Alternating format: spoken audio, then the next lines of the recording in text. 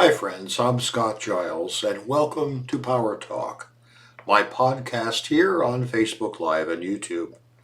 I cover topics related to spirituality, hypno-coaching, and the hypnotic arts and sciences generally. If you'd like to know more about my professional work or sign up for my free e-newsletter, Power Lines, check out my website, which I'll tag at the end of this video. Today, I want to talk about the importance of having personal boundaries. Now, this is a theme I constantly come back to as I have seen so many problems that result from people either not knowing where their personal boundaries are or of people disregarding the appropriate boundaries set by other people. Now, as some of you know, I have worked for decades with people who are living with cancer. Those of us who do this work noticed quite some time ago, and you can read about it in Lawrence Lashan's book, Cancer as a Turning Point, which is now in, I believe, its fourth edition. Boundary problems are frequently encountered when we try to help people who are living with cancer. Often the patient is not clear on where they leave off and other people begin. They're not sure what is their problem and what is a problem that actually belongs to someone else. The result is that there is a tendency to, as we say in the trade, overfunction, or to do more for other people than one should in a way consistent with one's own health and welfare. As I often put it, you need to be the star of your own life. If someone else is the star, you will be unhappy. Become unhappy enough, and you will suffer physically.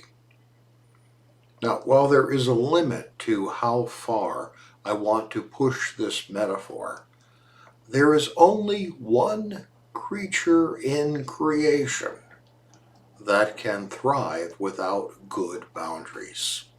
Even a virus needs a protein shell to separate it from its environment. The cancer cell alone thrives without boundaries.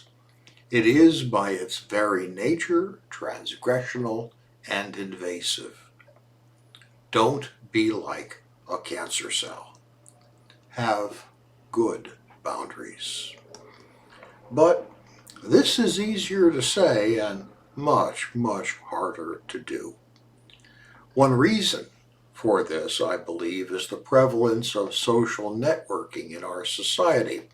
I believe social networking is a real obstacle to people knowing how to set good boundaries because on these networks, people tend to routinely overshare. They put up photographs of their dinner, how they dressed today, the vitamins they took, and on and on. Some social critics call this Instagram living. People design their lives about showing off on social apps when the reality of their lives is often far different from how things look online. I recently saw a new hypnotist showing off his magnificent new office in a photo online. The trouble was he got careless.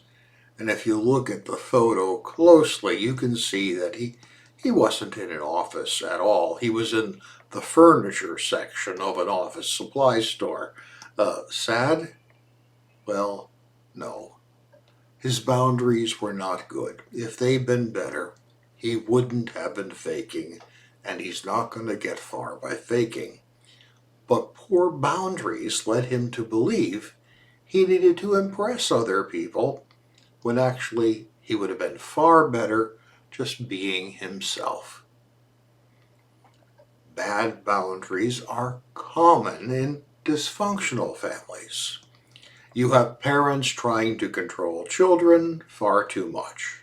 Now, all kids need guidance and correction, just as they equally need support and affirmation. But some parents try to control far too much, smothering their kids and preventing them from discovering who they are and who they were created to be.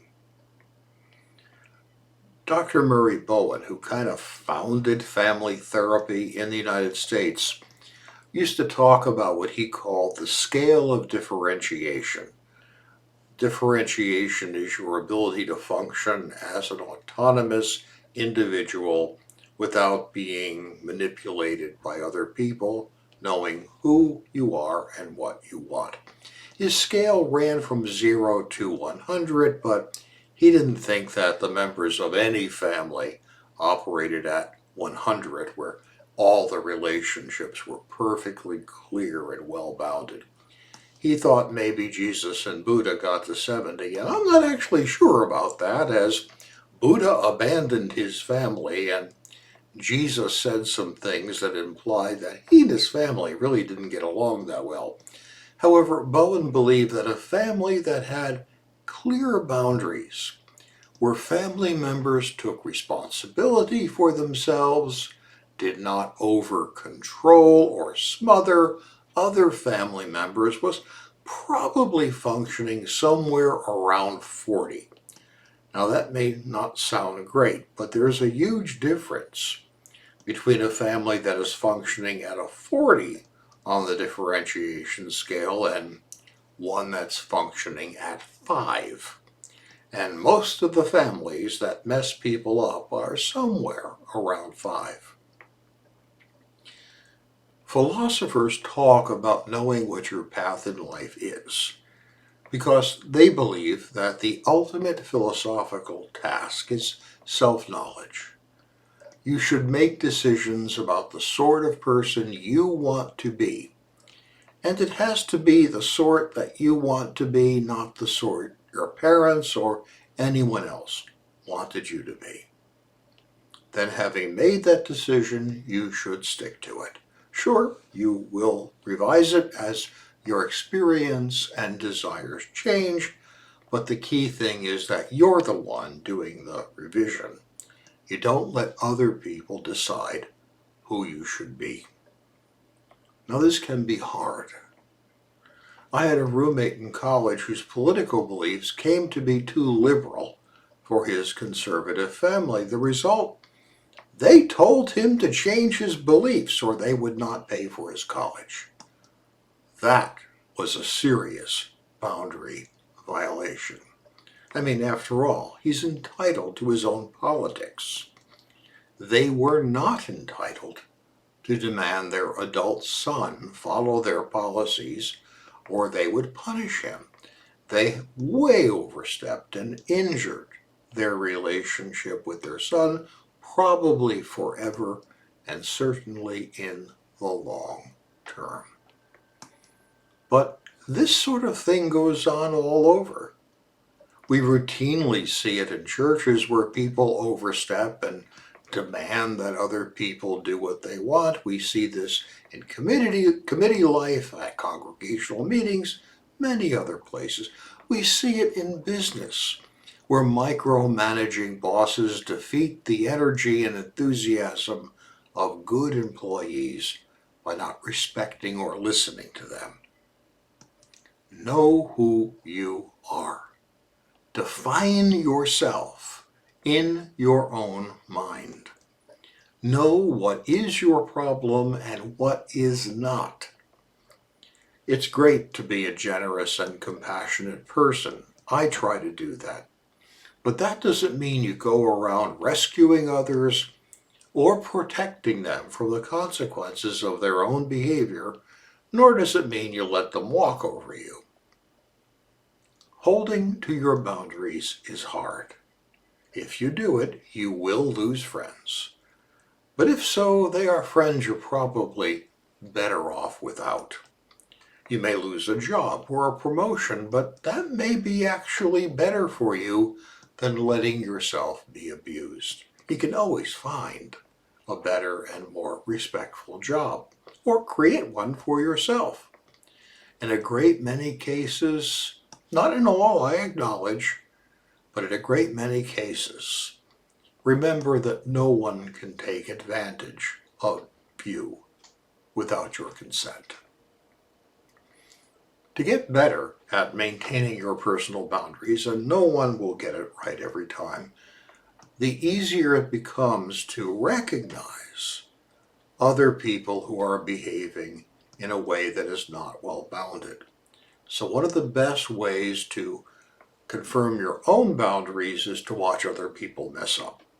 You may go to a family event and watch the dynamics and games going on among your relatives, and you may find yourself thinking, yuck. Your own energy will recoil from situations where boundaries are poor. At such times, remember that you are responsible for you, not for them. It's great to give help if asked, but it's not great to rescue, defined as giving help that's not been asked for by a normally functioning adult. If someone's boundaries are poor, it's not your job to fix them. It is your job to maintain your own. Hey, thank you for your time and attention today. I'll be back next week with another talk on a different subject. I'd like to invite you to join me. It helps me a lot if you let others know about my work and my videos, so please like, share, and subscribe. And if I can be of help to you, don't hesitate to reach out. Take care, stay well, and have a great week.